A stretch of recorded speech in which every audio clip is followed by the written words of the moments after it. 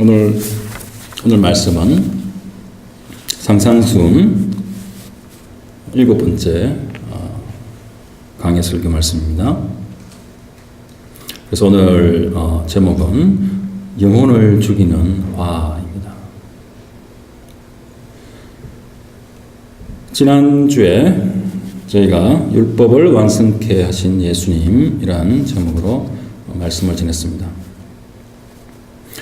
그래서 마태복음 5장 17절에 예수님께서 내가 율법을 폐하러 온 것이 아니라 율법을 완성케 하러 왔다라는 말씀을 하시고, 또한 마지막 20절에 너희 의가 저 서기관과 바리새인들의 의보다 낫지 못하면 결코 천국에 들어가지 못할 것이다 라는 말씀을 하셨습니다. 그래서 오늘 말씀은 21절부터 예수님께서 구체적으로 그 바리새인들과 서기관, 그 당시에 가장 의롭고 참 고귀했던, 자칭 참 거룩했던 사람들, 그 사람들이 생각했던 그 율법에 대한 것들을 바로 재해석을 하십니다. 예수님이 그 하나님의 권위로서 재해석을 하시는 거예요. 그래서 오늘 그것이 첫 번째에 대한 것으로서 바로 살인에 대한 것.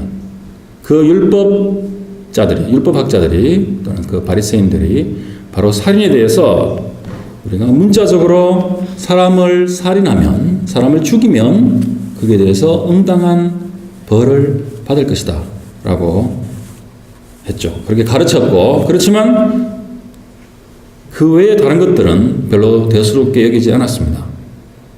형제들에게, 또한 가난한 자들에게. 그렇지만 예수님께서 오늘 이 말씀에서 21절과 22절 말씀,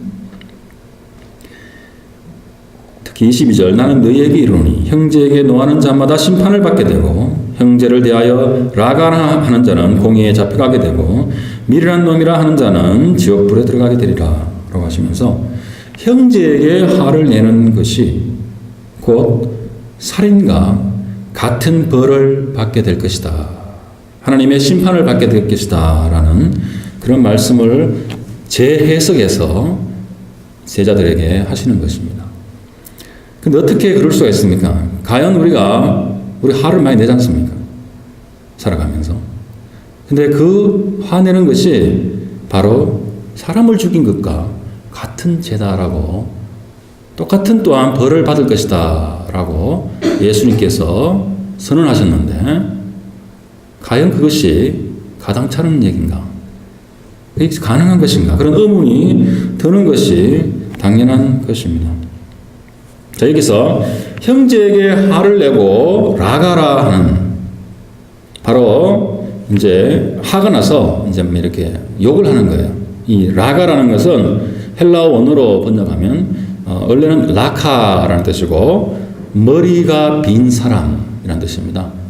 그래서 우리가 이렇게 점잖하게 번역해서 머리가 빈 사람이라고 하지만 우리가 화나면 그렇게 얘기 안 하죠. 죄송하지만 제가 이것을 우리말로 그 시대의 이스라엘의 컨텍스트 배경을 해서 그대로 우리말에 가장 가깝게 번역하면 바로 골빈놈이 되는 것입니다. 예. 이 정확한 표현이에요. 그리고 두 번째, 미련한 놈이다 라고 하는 자는 지옥불에 들어가게 되리라 하는데, 바로 이 미련한 놈이라는 것은 모로스라고 해서, 영어에도 아마 거기에서 어원이 된 수도 있어요. 모론이라는 말이 있죠. 예.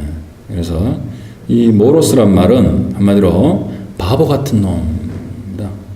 그래서 그 완전히 그 인격을 다 무시하고 그렇게 정말 바보 같은 놈, 막 화를 내면서 그렇게 경멸하면서 이렇게 화를 내는 그런 것이에요. 그렇게 할 때 그것이 너희는 지옥불에 들어갈 수 있는 그런 만큼 잘못된 것이다 라고 오늘 예수님께서 말씀을 하시는 것입니다. 우리 아이들에게 종종 이런 말을 많이 하죠. 이 바보야. 그것이 바로 예수님 안에서는 바로 형제에게 하는 말과 똑같은 것입니다.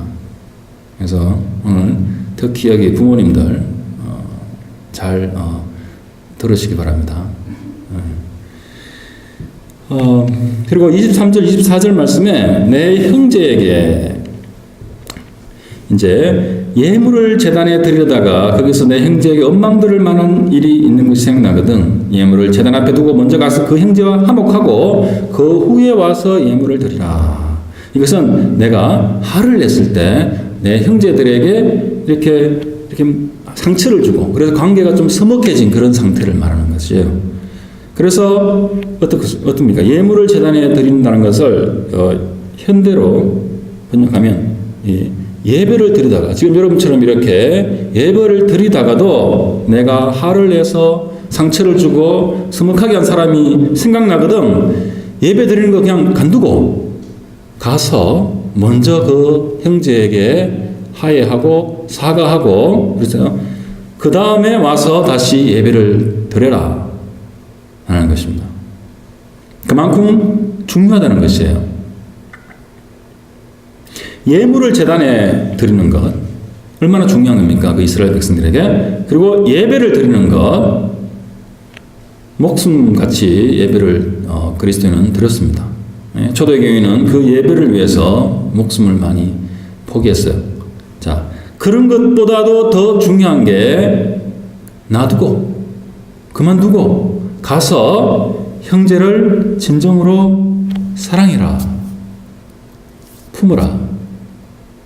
이해하고 사과하고 또한 잘못한 게 있으면 서로 용서하고 그것이 우리가 드리는 예배의 그런 외적 행위보다 더 중요한 것이다 라고 예수님께서 말씀하시는 것입니다. 계속해서 우리의 마음의 상태, 우리의 마음의 중심, 우리의 마음의 동기가 예수님께서는 이 산상순을 통해서 더욱더 중요한 것이다. 그래서 너희가 그것이 없이 외적으로 하는 그런 모든 외배와 종교적인 그런 리추얼, 반복되는 그것은 아무런 의미가 없다. 저 바리새인과 똑같은 가식적인 외식하는 위선자일 뿐이다. 라고 예수님께서는 반복해서 이 산상수훈 말씀을 통해서 말씀하고 있는 것입니다. 그래요. 그래서 참 형제들뿐만이 아니라 우리 남편과 아내 정말 중요한 관계예요. 이 형제 속에는 다 포함되는 것입니다. 바로 남편과 아내 그리고 우리 자녀들, 아이들도 똑같이 그 형제들에 포함되는 것이에요.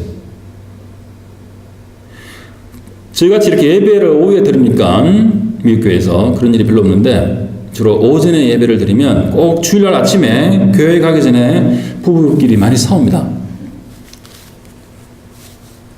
또 늦잠 자기 때문에 또 왜 그렇게 아이들은 꿈을 대고 빨리빨리 준비를 안 하는지 또 예배 집을 출발하기 직전에 또 어머니들이 많이 또 폭발을 합니다. 그래서 예배 교회를 오는 그 길에 참 마음이 텅 빈 상태로 오는 경우가 참 많아요. 이건 제 개인적인 간증이기도 합니다. 옛날에요. 지금 말고요. 자, 그리고 오늘 말씀을 일단 먼저 보고 그 다음에 강의를 하도록 하겠습니다. 25절, 26절 말씀을 보시면은 너를 고발하는 자와 함께 길이 있을 때 급히 사화하라. 그 고발하는 자가 너를 재판관에게 내어주고 재판관이 옥리에게 내어주어 옥에 가둘까 염려하라. 진실로 내게 이르노니 내가 한 푼이라도 남김없이 다 갚기 전에는 결코 거기서 나오지 못하리라. 라고 말씀하셨어요. 바로 이거는 우리의 하로 인해서 또는 우리의 어떤 실수나 잘못으로 다른 사람들에게 물질적인 피해를 주거나 여러 가지 어떤 손해를 끼친 것에 대해서 바로 합의하고 그리고 보상해라 라는 말씀이에요. 그리고 이 말씀은 너희의 그 화해에 대한 그 결과 그에 대해서 책임을 지고 그리고 적극적으로 화해하고 또한 보상해서 그 관계 그 무너진 관계를 바로잡고 그리고 적극적으로 책임을 짐으로써 다시 똑같은 실수를 하지 않게 되고 그리고 그 형제들의 어떤 그런 부족함에 대해서 화를 내지 않음으로써 하나님의 심판으로부터 너희들이 벗어날 수 있다, 있을 수 있다라고 예수님께서 말씀하시는 것입니다. 자, 그러면 이제 본론으로 들어가서 우리가 삶 속에서 정말 화를 내는 것이 정말 그 살인과 같은 죄일까요? 그렇게 생각을 하십니까? 제가 이따가 그것이 거의 같은 것이라는 것을 증명해 보도록 하겠습니다. 그것에 앞서서 우리가 왜 화를 내는가를 먼저 한번 살펴봐야 될 것 같아요. 그래서 우리가 어떻게 우리가 화를 다스리고 정말 더 평화스럽고 사랑이 넘치는 그런 가정과 또 그리스도인의 그런 삶이 될 수 있을까? 이것은 너무나 사실 중요한 것입니다. 그래서 오늘 설교 말씀은 좀 교리적인 것, 신학적인 걸 좀 떠나서 상당히 프랙티컬한 우리 삶에 밀접한 것에 대해서 제가 많이 다루려고 합니다. 첫 번째, 화를 내는 이유는 무엇이냐? 바로 내 자신의 그 안전 그리고 행복, 그 안전과 행복을 위협하거나 어떤 사람이 또는 그것을 깨트리려고 할 때 우리가 화를 내게 됩니다. 인간은 당연히 그런 안전과 행복을 추구하는 존재입니다. 우리 물론 각자마다 그 기준과 또 방법을 추구하는 방법이 다르겠지만 공통적인 것은 그것이 위협당할 때 우리는 화가 나게 되는 거예요. 엄청 화가 납니다.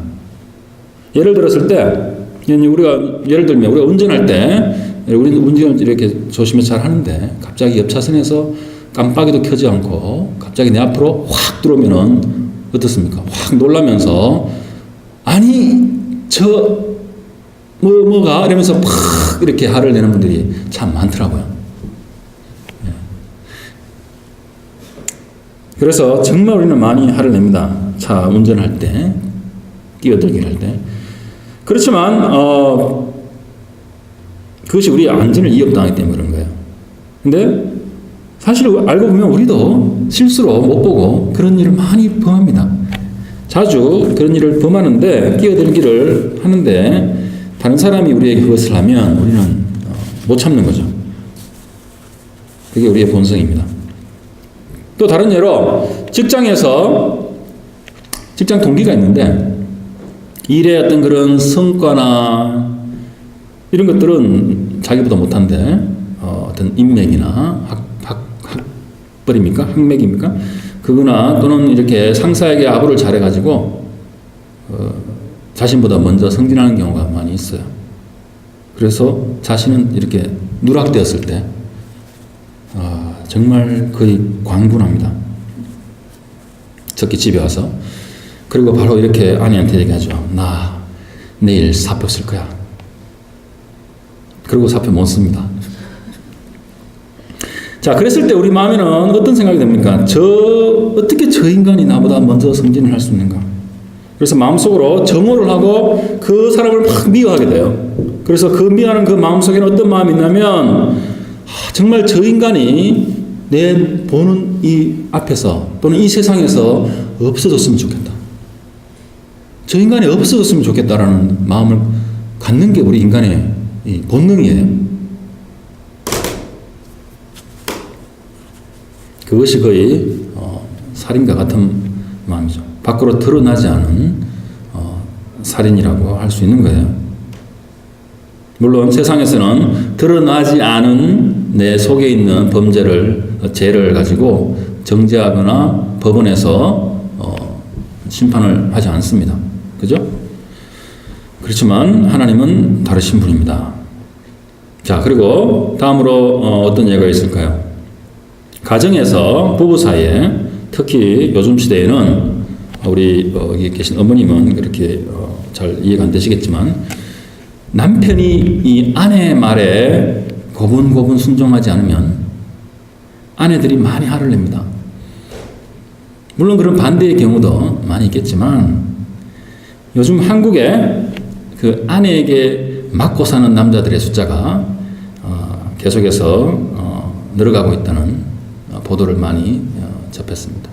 물론 이거는 결코 새로운 얘기가 아니에요. 그래요. 그래서 저도 아들만 둘이 있어서 조금 장가분에게는 조금 걱정이 사실 드는데요.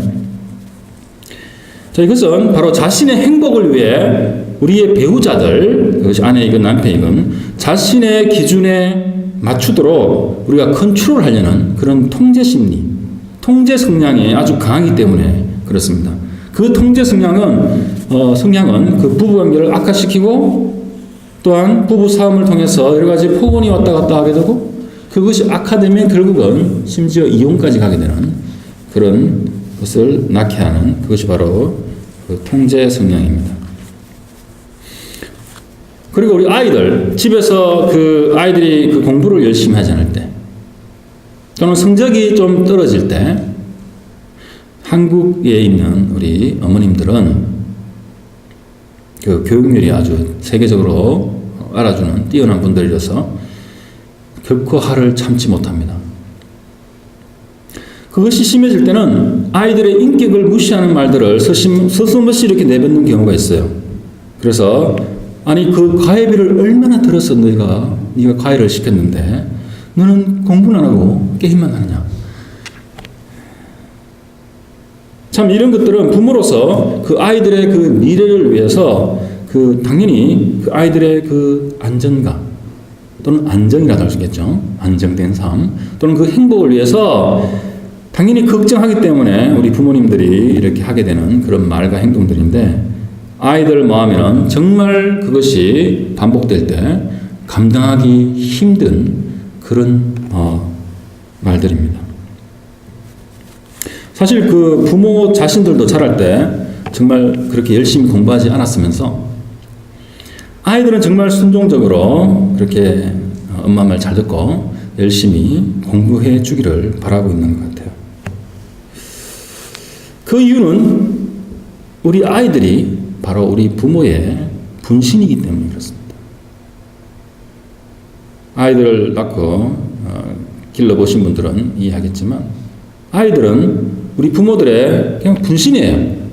그래서 내 자신은 고생하고 좀 이렇게 열등감도 갖고 이렇게 살아도 괜찮지만 우리 애들은 그렇게 살게 되면 참 안 좋겠다. 그래서 우리의 그런 어떤 생각들이 우리 아이들에게 온전히 이렇게 투영됩니다. 투영돼서 나는 잘 못했지만 속으로 너는 그렇게 살면 안 돼. 근데 그것이 다 감춰지고 너 이렇게 해 라고 이제 나오게 되는 것입니다. 그래서 참 그러한 욕구들이 우리 부모님들한테 있어요. 참 그런 욕구는 부모로서 당연한 것일 수도 있겠지만 많은 경우에 부모들이 화가 나서 그 무심코 그런 던지는 말에 아이들의 마음은 상처를 받고 이제 삐뚤어지게 되는 것입니다. 그 중에서 특히 이런 나쁜 말들이 있어요. 정말 해서는 안 된 말들이 있는데 너는 정말 쓸데없는 놈이야. 너 이렇게 왜 이렇게 멍청하니? 특히 저도 옛날에 이렇게 애들 초등학교 1학년 때 수학 문제 풀 때 특히 산수 문제 풀다 보면은 이것이 거의 이렇게까지 올라가죠. 그래서 너 바보냐? 이것도 모르냐? 이러면서 우리가 이런 말들을 사실 합니다. 그래서 정말 화가 날 때는 이런 말도 하죠. 너 같은 녀석 정말 꼴 보기도 싫어. 저리 가. 이제 이러면 아이들은 속으로 그래 생각합니다. 아니 어디 가란 말입니까? 우리 집인데. 특히 나이가 어릴수록 이 아이들에게는 우리 부모는 그 자기들의 생명에 이 근거가 되는 거예요. 우리 어릴 때 그렇지 않습니까? 우리 엄마들, 부모님이 일찍 돌아가시면 어떡할까? 막 어릴 때 그런 걱정을 하잖아요. 그거는 우리 그 아이들의 그 생명의 생명줄을 잡고 있는 것이 바로 부모입니다. 근데 아이들이 엄마가 너 저리 가! 내 눈앞에서 없었어! 이제 그렇게 하면 아이들은 생명의 이유를 받는 거예요. 그걸 우리 어릴 때라서 눈 다 컸으니까 우리는 잘 이해 못하는 겁니다. 근데 우리도 그랬잖아요. 부모님들이 그렇게 대하면 아이들은 그때부터 삐뚤어지기 시작하는 거예요. 왜냐하면 내 생명에 안정과 그 행복에 엄청난 이 존재감에 불안이 오기 시작하는 것입니다. 그것이 누적되면 당연히 아이가 망가질 수밖에 없는 것입니다.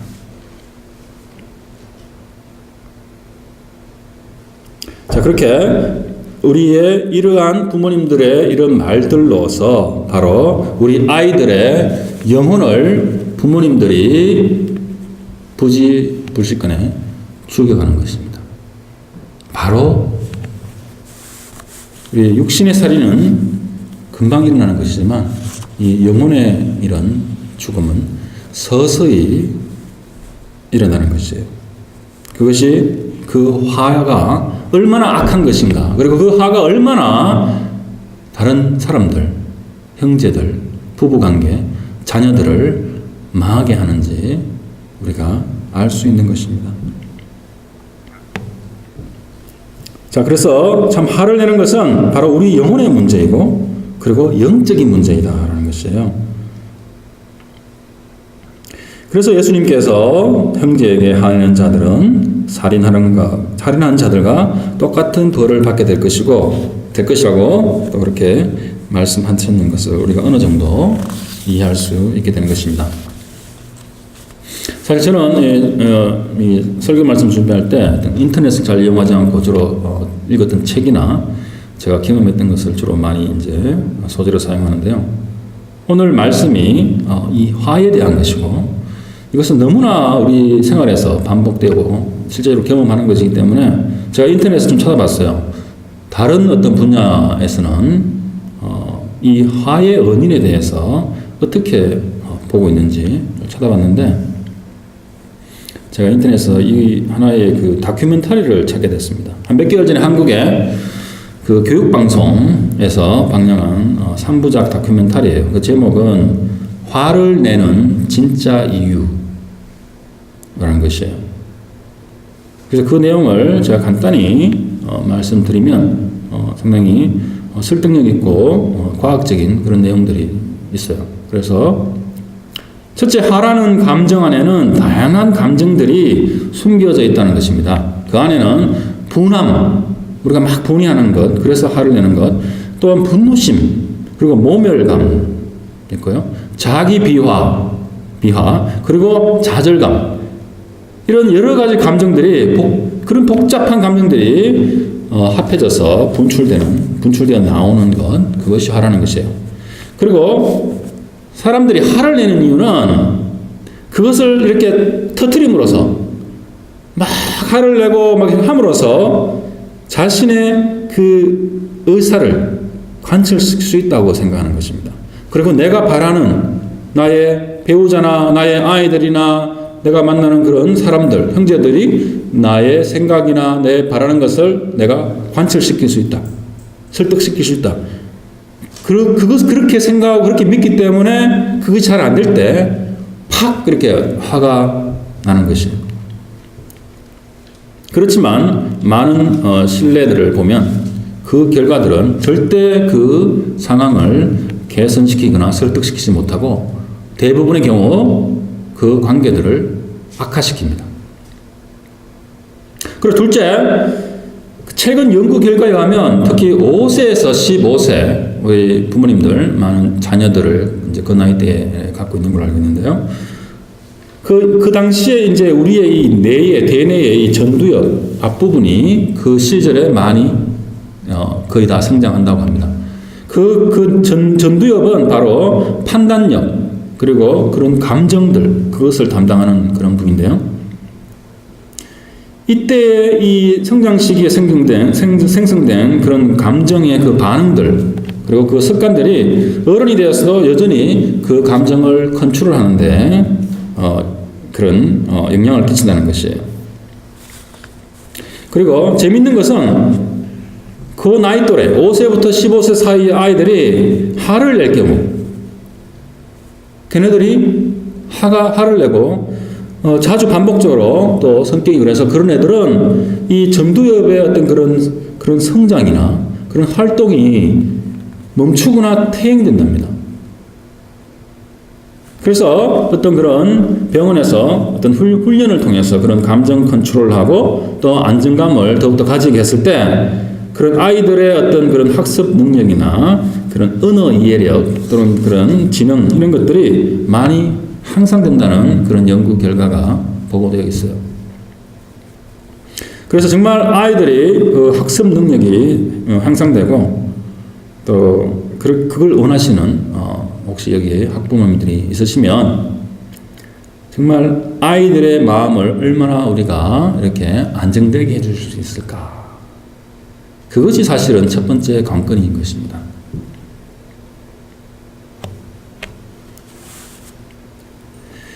자, 여기서 우리가 주목해야 될 것은 그 한국 아이들의 경우에 화를 내게 되는, 즉 불만과 스트레스의 가장 큰 원인은 공부 때문입니다. 첫 번째, 우리 한국 아이들은 물론 친구 관계 이런 인간관계도 있겠지만 첫 번째는 공부 때문이고요. 그 공부는 특히 부모님 때문에, 부모님들로 인해서, 특히 어머님들로 인해서 많이 받게 된다는 것입니다.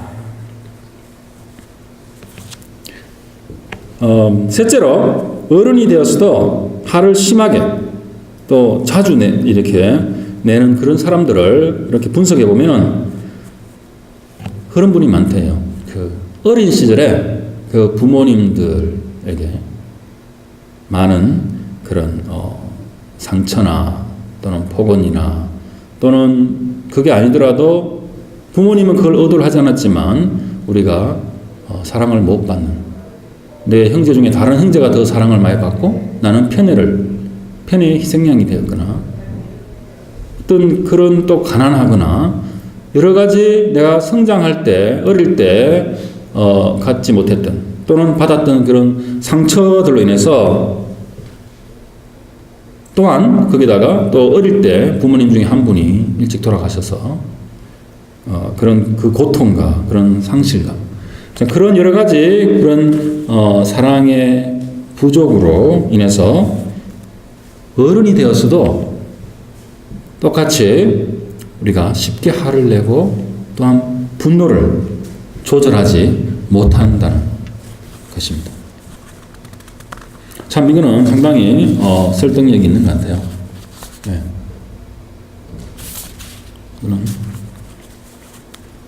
그래서 이 3부작 다큐멘터리를 제가 보면서 다시 한번 느낀 것은 인간의 그 좋은 인격이 형성되어야 되는데 그것이 되지 못하고 또 그로 인해 오는 그런 여러 가지 그 우리 삶의 그 관계 속에서는 여러 가지 엄청난 불행들이 있지 않습니까? 부부관계가 깨어지고 우리 아이들이 또 그렇게 성격이 삐뚤어질 때 얼마나 큰 고통들이 옵니까? 그러한 그것들이 바로 우리 부모님들 세대, 부모님들을 제가 비난하는 거 아니에요. 최선을 다하셨지만 분석하자면 그렇다는 것입니다. 그 부모님들 그리고 현재 부모인 여러분들의 바로 이 죄성에서 기인된다는 것입니다. 이 죄성에 대해서는 좀 더 살펴보겠는데요. 바로 우리 아이들은 정말 약한 존재들입니다. 그래서 부모의 사랑을 먹고 자라야 되는 존재들인 것이에요. 바로 우리 부모들의 사랑과 희생을 먹고 자라는 존재들인 것입니다. 그런데 중요한 것은 많은 부모님들이 어떻게 사랑해야 될 줄을 모른다는 것입니다. 이것은 너무너무 중요한 것입니다. 정말 화와 관련해서 정말 우리와 우리 아이들의 정말 평생을 어떤 좌우하는 것이기 때문에 요거에 대해서 조금 더 말씀드리도록 하겠는데요. 마음속으로는 우리 부모님들이 다 자녀를 사랑하는데요. 근데 우리 자녀들은 특히 어릴 때일수록 그 부모님의 그 사랑을 잘 못 느끼는 경우가 참 많다는 것이에요. 그래서 우리가 아이들이 자라가면서 부모님들부터 사랑을 느끼는 그 양보다도 오히려 상처를 받는 그 양이 더 많다는 것이 문제인 것이에요. 왜냐하면 우리가 상처를 주는 그 부모의 그런 말 같아도는 부모가 노력하지 않아도 자연스럽게 나오는 것이에요. 우리가 노력하지 않아도 우리 속에 있는 그 재성이 있기 때문에 거기서 그냥 자연스럽게 흘러나오는 것이에요. 그렇지만 아이가 느낄 수 있는 그런 사랑을 주기 위해서는 우리가 많은 노력을 해야 됩니다. 그러기 위해서는 부모님들이 이것들을 사실 해야 되는데요. 첫째는 무엇을 해야 되냐면 자신의 자아를 죽여야 됩니다. 우리가 예수님을 믿을 때도 우리의 자기 부인, 자아를 죽여야 되죠. 사실 똑같습니다. 바로 부모의 자아란 나는 우리 아이를 이렇게 키워야 되겠다라는 어떠한 그런 강한 의지입니다. 그것은 자신의 기대치이지 절대 우리 아이들이 원하는 것이 아닌 경우가 대부분입니다. 자, 그것을 완전히 우리가 내려놓고 우리 아이들에 대한 바로 하나님의 계획과 또한 그 섭리를 온전히 우리가 신뢰하고 그렇게 우리가 이제 나아가야 되는데요. 그러기 위해서는 엄청난 믿음이 필요로 하는 것입니다. 믿음이 없이는 절대로 인간은 불안해서 그렇게 내려놓기가 쉽지가 않습니다. 그리고 둘째로서 부모로서의 져야 될 십자가를 져야 됩니다. 그것은 내가 힘들고 막 피곤하고 지치고 막 바쁠 때 정말 아이가 부모를 필요로 하지 않습니까? 그 필요로 할 때 부모가 함께 있어줘야 되는 것이에요. 그래서 참 직장에 갔다 오고 지치고 피곤할 때 아이들이 원할 때 또 같이 또 놀아주고 그렇게 해야 되는 것이에요. 제가 옛날에 유타에 이제 취직돼서 갔는데 비자가 안 돼서 다시 커네티컷으로서 비자를 유지하기 위해서 한 몇 달 가 있은 적이 있어요.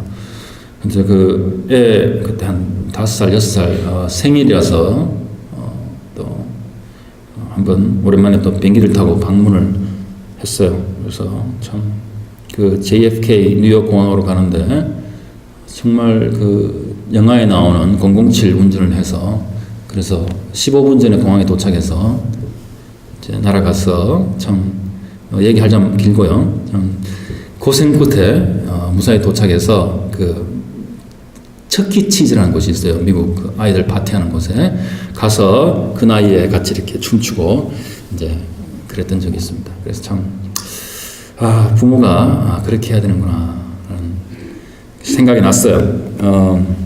참 아이들이 또한 별 재미없는 얘기를 할 때 우리 부모님들은 또 귀 기울여서 그냥 들어주는 척 해야 됩니다. 들어줘야 되고 그리고 정말 아이가 부모로부터 충분한 관심과 애정과 사랑을 받고 있다고 느끼도록 우리가 표현을 하고 말하고 또한 안아주고 또한 사랑해줘야 되는 것입니다. 그리고 세 번째, 이게 중요한 건데요. 아이들에게 절대 화를 내면 안 됩니다. 오늘 말씀의 그 주제와 똑같은 거죠. 절대 화를 내면 안 됩니다. 아이가 뭔가를 잘못했을 때 우리가 디스플린을 해야죠. 그죠? 그걸 할 때도 오히려 차분한 목소리로 물론 힘드시겠지만 차분한 목소리로 잘못한 것을 또박또박 말해주고 그리고 거기에 맞는 아이들이 기꺼이 받아들이는 양의 벌을 주시고 그리고 그 벌이 끝나면은 곧바로 또 완전히 용서해 줘야 돼요.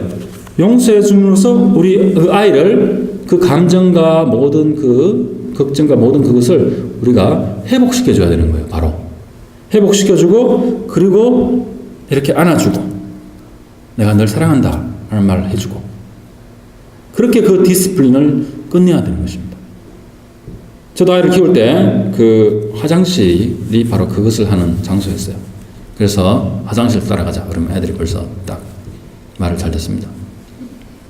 그렇다고 안 가는 건 아니고요. 가서 끝까지 하죠. 자, 마지막으로 넷째, 아이들을 항상 격려해주고 너 잘할 수 있어 라고 용기를 북돋아줘야 합니다. 자, 미국에서는 아이들이 학교에서 여러 가지 이제 초등학교 뭐 그 전부터도 여러 가지 운동들을 많이 하죠. 그래서 뭐 축구도 하고 뭐 여러 가지 많이 합니다. 근데 우리 아이들이 어릴 때 그런 거 하는 것을 이렇게 가서 지켜보면 정말 못해요.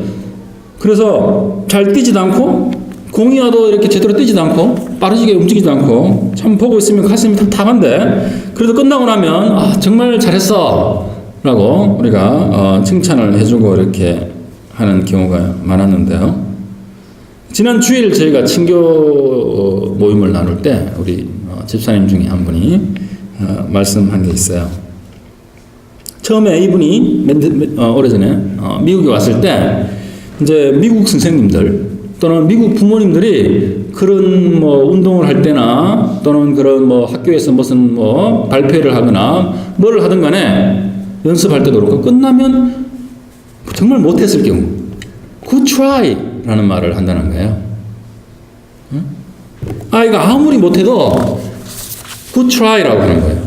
우리 같으면 우리말로 하면 우리말에는 그 말이 없어요. 왜냐면 우리 문화에는 그런 말을 안 쓰기 때문에. 우리말은 이래요. 너 조금 더 잘하지 그랬어. 응? 그렇지만 이 good try는 좋은 시도였다. 막 번역하자면. 번역이 쉽잖아요. 그리고 결과는 안 좋았지만 그래도 참 잘했다. 속으로는 우리가 마음이 참 안 차고 안 들지만 바로 그 의미는 그런 거예요. 그래서 good try라는 것은 뭐 또는 nice try 참 아이들의 마음을 편하게 해줍니다. 그리고 안정되게 해줘요. 그리고 우리 부모들 또는 선생님들 포함해서 부모들이 그 아이들에 대해서 자신들에 대해서 비판자가 아니다라는 것을 알게 해주는 거예요. 다른 말로 하면 그 아이들의 적이 아니다라는 거예요. 나는 같은 편이다. 내가 너를 사랑하는 부모다라는 거죠. 그래서 아이들로 하여금 계속해서 우리 부모님들을 믿고 신뢰하게 해주는 역할을 합니다.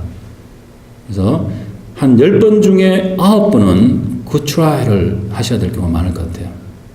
애를 키우다 보면. 어떤 경우는 20번 중에 19번 good try를 해야 될 경우도 있습니다. 그래서 엄청난 인내가 필요하고요. 그러다가 가끔 잘하면 이제 good job이라고 이제 이렇게 흥분하면서 이제 해주는 거죠. 그러면 아이도 신나서 같이 이제 막 이렇게 들뜨게 되는 게 이제 그렇습니다. 자, 이렇게 부모가 되어 아이를 키우는 것은 바로 예수님이 말씀하신 것처럼 내 제자가 되기 위해서는 너 자신을 부인하고 너의 십자가를 지고 나를 따르라 하신 바로 마태복음 16장 24절 말씀을 실천할 수 있는 바로 가장 실제적인 무대인 것입니다. 집에서 이것을 실천하지 못하면 다른 데서 결코 실천할 수 없습니다. 자, 어떤 분들은 이렇게 말씀하시면 거기에서 반론을 제기하시는 분이 분명히 있을 거예요. 현 시대에 이렇게 특히 한국, 미국도 마찬가지지만 사회적으로 또한 경제적으로 얼마나 그 조건이 이렇게 힘드냐, 그죠? 그런데 그것을 고려하지 않고 너무나 이상적으로, 너무나 아이디얼하게 그것을 적용하고 말씀하시는 게 아닙니까? 라고 분명히 그런 반론을 제기하실 분이 있다고 저는 생각해요. 바로 이 약육강식의 이 정글과 같은 바로 이 세상에서 어떻게 아이가 성공하고 잘 먹고 잘 살 수 있도록 어떻게 먹고 살라고 쉽게 말해서 어떻게 먹고 살라고 그렇게 아이를 오냐오냐하고 키웁니까? 그래서 아이가 도태되거나 그렇게 되면 어떻게 합니까? 저도 그것을 충분히 이해합니다. 그것을 느껴봤고 직장 생활도 제가 꽤 오래 해봤고 그리고 이 약육강식의 이런 세상의 이 법칙은 사실입니다. 우리가 진화론에서 나온 거지만 하나의 관찰한 거로서 이거는 사실이에요. 그리고 하나의 팩트입니다. 그것은 실제하고 있는 것이죠. 그렇지만 저는 아이들한테 이렇게 말해주고 싶습니다. 바로 이 약육강식의 정글 같은 이 세상에서 어떻게 먹고 살래가 아니고 이 약육강식의 세상 속에서 너는 어떻게 사랑하면서 살아갈래? 그래서 너는 어떻게 참 그리스도인으로 살아갈 것이냐? 저는 아이들을 계속 그런 관점에서 키우려고 노력을 많이 해왔어요. 그래서 상당히 좀 자유분방하게 키우기도 하고 특히 우리 둘째 녀석이 어릴 때 너무나 문제가 많고 자유분방해서 저희가 한 5살 때쯤에 이 아이를 우리 지금부터는 혼내지 말고 무조건 사랑해주자 결단하고 부부가 약속을 하고 지금부터는 우리가 애들 무조건 안아주고 무조건 사랑해주고 그렇게 하자라고 결단을 내려고 했어요. 그리고 한 2, 3년이 지났는데 아이가 많이 차분해지고 많이 변화되었습니다. 지금은 뭐 고3이니까 많이 컸고 많이 이제 인간이 되었죠. 자, 바로 제가 이런 포인트, 우리가 어떻게 사랑하며 살아갈 것인가, 이것이 바로 제가 이 시리즈로 강의 설교를 하고 있는 산상수훈의 핵심적인 가르침이기도 합니다.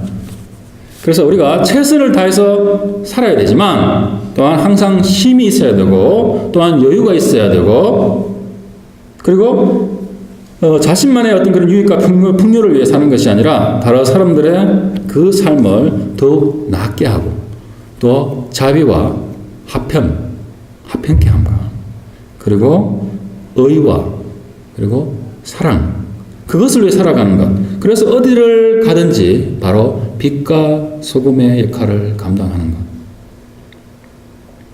그렇게 할 때 바로 하나님의 그 축복의 통로가 되는 것입니다. 그것을 하지 않고 우리가 예수 그리스도인으로서 믿고 있기 때문에 자동적으로 축복의 통로가 되는 게 절대 아니에요. 바로 그렇게 삶으로서 또한 축복의 통로가 되는 그것이 바로 참 그리스도인의 삶인 것입니다. 그래서 우리의 자녀가 그런 사람이 되도록 부모가 노력하고 격려해야 되는 것입니다. 그것이 정말 중요한 우리 부모들에게 맡겨진 1차적인 소명인 것입니다. 자, 그렇다면 우리 이때까지 이제 아이들 얘기들을 많이 했는데요. 우리 어른들 어떻게 할까요? 그러면 우리 어른들 벌써 우리 최선을 다하셨지만 참 그래도 그런 부족했던 우리 부모님들의 영향에서 자란 우리들, 우리 여기 계신 어른들은 그럼 어떻게 해야 되는 것입니까? 어떻게 하면 그 화의 문제를 다스리고 부부간에 그런 가정에서 참 어떻게 우리가 잘 살 수 있을까라는 것인데요. 아까 말씀드린 그 다큐멘터리에 나오는 그런 여러분들은 그 예로서 나오는 그 몇 분들은 심리적으로나 정신분석학적으로 진단이 가능한 그런 좀 많은 문제가 있는 분들이에요. 그래서 어떤 치료가 필요한 분들이었는데 참 그렇지 않고 예면적으로 잘 드러나지 않는 여러분 같은 분들, 잘 감추시고 있는 여러분 같은 분들, 그리고 이 세상의 이 무대에서 나의 체면과 어떤 그런 걸 위해서 연기를 하고 계신 분들, 사실 여러분들은 저를 포함해서 모든 분들은 우리의 어린 시절과 청소년기 그리고 장년기를 거쳐오면서 수많은 상처들을 받아왔습니다. 부모님뿐만이 아니라 친구들, 여러 가지 관계 속에서 참 많은 상처를 받았고요. 그래서 내 속에 진정한 자유와 평화와 또는 사랑이 충만하기보다는 오히려 그래서 불안과 걱정과 메마름과 또는 인간관계에 있어서 그런 어떤 그런 불편함과 그래서 외로움과 내 속에 설명되지 않는 그런 공허함이 내게 존재한다는 것이에요. 그럼 이것을 어떻게 우리가 치유받고 회복되어져야 할까? 그것이 중요한 것이 아니겠습니까? 자, 이러한 어떤 회복을 사실 교회에서는 최근에 내적 치유라고 해서 참 많이 거의 유행어처럼 사용하고 했었어요. 그렇지만 결론은 이것입니다. 우리 인간이 온전히 회복될 수 있는 그 해답은 딱 하나뿐입니다. 바로 영원한 생명의 생물이 되시는 예수 그리스도와 1대1로 그리고 인격적으로 만나는 것뿐입니다. 요한복음 4장 말씀에 그 사마리아 여인의 예가 나오죠. 그 다른 사람들의 눈을 피해서 그 중동의 그 이스라엘의 그 뜨거운 한낮의 더운 날씨에 물을 길러 우물가로 온 여인이 있습니다. 이 여인은 참 여러 남편을 이렇게 거치면서 참 힘든 인생을 살아온, 그래서 다른 사람들의 이목을 피해서 새벽녘에 오전에 이 다른 여인들과 수다를 떨면서 물을 길러 가는 게 보통 일인데 이분은 혼자서 한낮에 물을 길러 간 것이에요. 그렇지만 예수님께서 이 여인을 만나기 위해서 계획적으로 그리고 의도적으로 그 길로 가서 거기에서 기다리셨습니다. 그래서 그 여인이 왔을 때 이제 몇 마디 말씀을 나누고 바로 요한복음 4장 13절, 14절에 이렇게 말씀을 하셨습니다. 예수께서 대답하여 이르시되 이 물을 마시는 자마다 다시 목마르려니와 내가 주는 물을 마시는 자는 영원히 목마르지 아니하리니 내가 주는 물은 그 속에서 영생하도록 솟아나는 샘물이 되리라 라고 예수님께서 그 갈급한 마음이 메마른 그 여인에게 말씀을 하셨습니다. 그 여인은 회복되어서 다시 물동이를 던져놓고 동네로 가서 내가 바로 그리스도를 만났다 라고 하고 이제 다른 사람들을 데려오죠. 자, 그러면 어떻게 우리가 예수 그리스도를 믿으면 영원히 목마르지 아니할 수 있다는 말입니까? 예수님께서 그렇게 말씀을 하셨는데, 성경에서 그렇게 말했는데, 어떻게 그러면 우리가 예수를 믿는다는 것이 우리가 그 영원한 우리의 그런 내적인 목마름, 영적인 목마름을 해결할 수 있을까? 해결할 수 있을까? 인간은 바로 그런 선천적인 어떤 그런 타고난 성격이 있고요. 또는 후천적인 성격이 있어요. 그것이 둘을 갖고 있는데요. 그 타고난 선천적인 성격과 살아가면서 형성된 그런 후천적인 그런 성품 또는 성격들을 그걸 갖고 살아가는데 어떻습니까? 우리 인간에게는 그런 아름다움과 또한 선을 추구하는 그러한 마음이 있지만 바로 우리는 이 선천적으로 타고난 그런 죄성들 있다는 거죠. 그리고 살아오면서 형성된 내 자신을 보호하기 위해서 생긴 그런 이기적인 마음, 이기적인 습관, 그런 죄성, 그런 것이 합해져 있는 그런 존재라는 것이에요. 또한 그런 선천적인 타고난 것보다 우리가 살아오면서 형성한 그런 후천적인 것이 훨씬 더 강하고 크게 우리를 지배한다고 합니다. 바로 이 성경적인 이러한 인간론들, 이것을 그 예수님이 사마리아 여인에게 하신 말씀을 비유로 이렇게 말씀을 드릴 수 있겠어요. 바로 뿌리가 뽑힌 나무와도 같다는 것이에요. 그래서 뿌리가 뽑힌 나무는 그 안에 있는 수분으로 한동안 버틸 수 있죠. 그렇지만 얼마 안 가서 말라서 죽게 됩니다. 인생은 한 70년, 80년간 유지할 수 있는 그런 어떤 수분과 또는 뭐 생명력이 있다고 볼 수 있겠죠. 그래서 인간은 그렇지만 이 갈급한 거예요.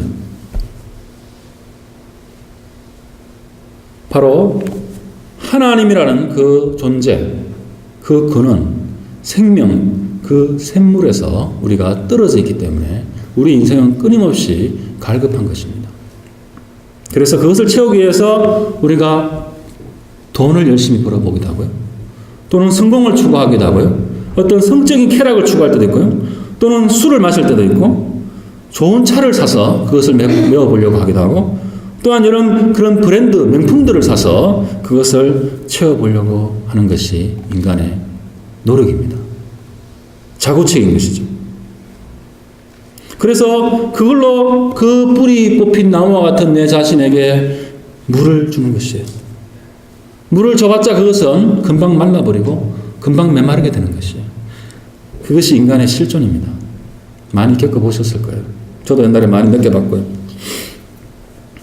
바로 이 뿌리 뽑힌 나무는 항상 수분이 넉넉한 바로 시냇가 옆에 그 흙 속에 바로 하나님 속에 그 흙 속에 그 뿌리가 다시 박혀져서 심겨져야지만 그 뿌리는 그 나무는 살아날 수 있는 것입니다. 그래서 그 갈증이 해소가 되는 거예요. 바로 영원하신 하나님의 그 사랑 속으로 뿌리가 박혀지고 다시 우리가 바로 똑바로 서야지. 햇빛을 그래서 받고 그렇게 자라갈 때 바로 우리가 회복되는 것입니다. 그래서 더 이상 메마르지 않고 더 이상 목마르지도 않는. 그래서 예수님께서 내가 주는 물을 마시면 바로 진리, 예수님의 진리를 마시면 영원히 목마르지 아니할 것이다 라고 예수님께서 말씀하시는 것입니다. 자, 그러기 위해서는 조건이 있죠. 바로 예수 그리스도의 십자가의 대속, 그 제사함과 피가 우리에게 필요한 것이에요. 그래서 우리의 그 깊고 깊은 그 죄의 영향력을 바로 십자가에 달리신 그 예수님을 못 박은 그 못으로 우리의 그 죄성을 못 박아야 되는 것입니다. 그것을 우리는 회개라고 하는 것이에요. 진정한 참된 회개라고 하는 것이에요. 그랬을 때 바로 예수님이 흘리신 그 물과 피, 옆구리에 창이 찔렸을 때 흘리신 그 물과 피, 예수님의 그 제사함의 대속의 그 피가 나의 나의 죄성과 나의 어떤 여러 가지 어떤 그런 보호 본능에서 나온, 또한 여러 가지 내 그 자구책으로 생겼던 그런 죄의 모든 흔적들과 또한 상처들과 그런 아픔들을 씻어버리게 하시는 것입니다. 바로 이 말씀은 다시 말해서 예수님이 십자가에서 이루신 것을 내가 받아들이고 믿는 것이에요. 그렇게 될 때 하나님은 우리의 모든 죄를 흰 눈보다도 더 희게 씻어주신다고 약속하셨습니다. 그리고 또한 우리를 의로운 자다라고, 바로 하나님 앞에 의로운 자다라고 선언해 주시는 거예요. 이렇게 인정해 주시고 바로 그 창조주 하나님, 심판주 하나님, 전능하신 하나님의 아들이요 딸이다 라고 선언하시고 그렇게 삼아 주시는 것입니다. 그래서 어린아이가 부모의 사랑을 받고 부모의 그 사랑과 희생을 먹고 자라가듯이 바로 우리 여기 있는 어른분들도 바로 예수 그리스도의 그 희생과 사랑을 먹고 새로 태어나고 자라나고 또한 그리스도의 장성한 분량, 즉 그리스도와 닮은 모습이 되기까지 우리가 자라나게 되는 것입니다. 그래서 이것을 성경에서 바로 복 있는 자다라고 말하는 것입니다. 제가 이 산상수훈 초반에 팔복에 관한 강의 설교를 했죠. 거기에 나오는 복이 있는 자들이 바로 이러한 자들이다라는 것을 제가 벌써 말씀을 드렸습니다. 자, 마지막으로 한 가지만 더 말씀드리고 말씀을 마무리하겠습니다. 자, 이렇게 벌써 하나님과의 어떤 그런 회복된 관계 속에서 치유되고 정말 하나님이 주시는 그 사랑과 자유 속에서 있는 분들, 자, 그런 분들은 끊임없이 자신 속에 남아있는 그런 죄성을 죽여가야 되는 것입니다. 그리스도인이 되었다고 해서, 내가 믿었다고 해서 하루아침에 바로 성인이 되는 것이 아닙니다.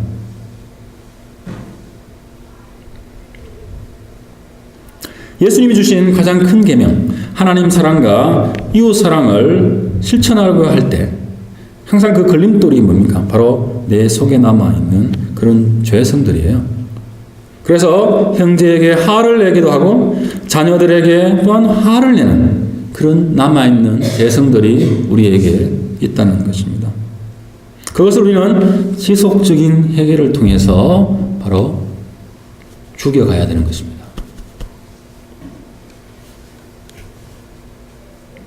우리가 예수 그리스도의 십자가의 그 생명과 능력을 바로 우리의 그 약함, 우리 육신의 그 약함에 그것을 적용시키고, 그리고 예수 그리스도와 함께 우리 자신을 십자가에 연합시킬 때 바로 우리 속에 있는 그 죄성은 우리가 살아있는 동안에 완전히 죽진 않지만 바로 그것이 죽은 것과는 다름없는 그런 상태로 힘을 발휘하지 못하는 그런 상태로까지 되어집니다.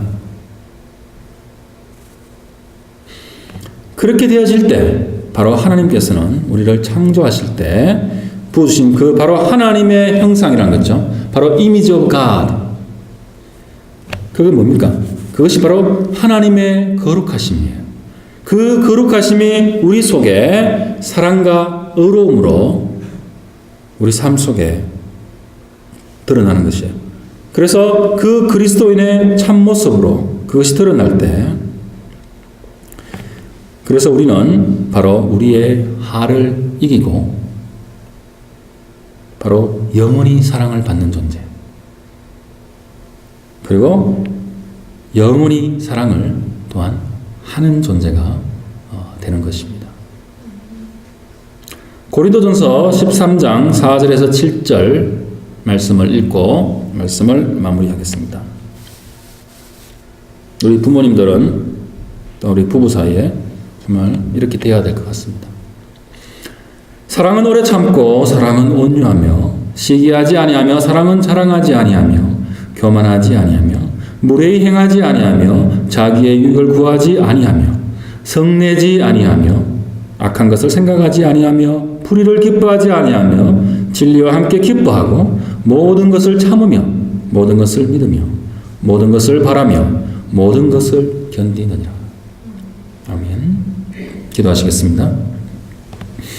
하나님 아버지 감사합니다. 오늘 또 주님의 말씀을 통해서 정말 우리 삶의 가장 실질적이며 우리 인생의 모든 관계 속에서 참 부부 사이에서 또 부모 자녀 그리고 이 사회에서 만나는 모든 사람들 간에 참 그 화를 통해서 겪게 되는 많은 그 문제들에 대한 것을 우리가 짚어보고 또한 주님이 주시는 그 복음 안에서 또 그 진리 안에서 우리가 어떻게 그것을 극복해야 되는지 알게 해주심을 감사합니다. 주님, 정말 우리가 온전히 사랑할 수 있는 자가 될 수 있게 해주시고 정말 내 속에 있는 나의 이 죄성을 십자가를 통해서 넉넉히 이기면서 정말 하나님의 어떤 그 복음의 축복의 통로로서 저희가 넉넉히 사랑하는, 그래서 우리의 자녀들과 또 우리의 배우자가 또 세상에서 만나는 우리 모든 형제와 사람들과 정말 평화 가운데 주님의 축복을 누리면서 서로 사랑하면서 그렇게 살아갈 수 있는 저희들 다 될 수 있도록 주님 축복하여 주시기를 간절히 기도드립니다. 이 모든 말씀 예수님 이름으로 기도드렸습니다. 아멘. 다 같이